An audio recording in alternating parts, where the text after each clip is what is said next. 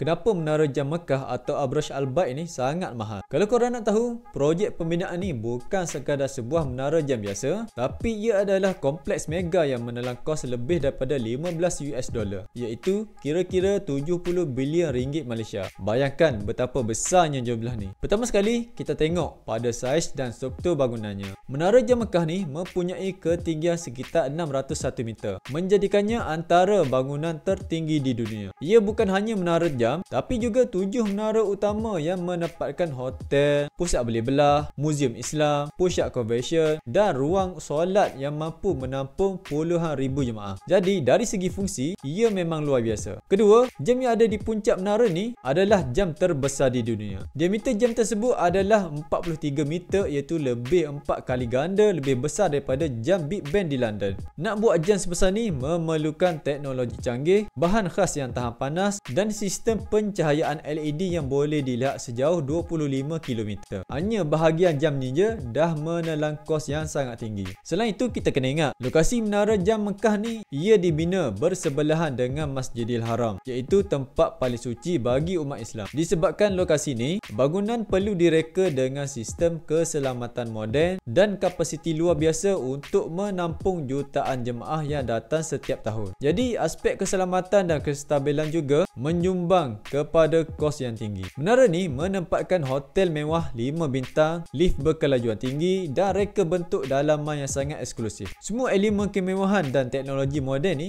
menjadikan kos pembinaan melonjak tinggi. Akhir sekali, jangan lupa nilai simbolik dan prestij bangunan ni. Ia bukan sekadar bangunan komersial, tapi lambang kebanggaan Arab Saudi dan juga simbol kepada umat Islam di seluruh dunia. Faktor prestij inilah yang membuatkan kerajaan sanggup melabur begitu besar untuk menyiapkannya. Jadi ringkasnya, Menara Jam Mekah sangat mahal kerana gabungan saiznya yang luar biasa besar, jam gergasi yang unik, lokasi yang strategik di Mekah serta teknologi moden yang digunakan. Kalau korang pernah sampai ke Mekah, menara ni memang sangat mengagumkan bila kita tengok depan mata kita.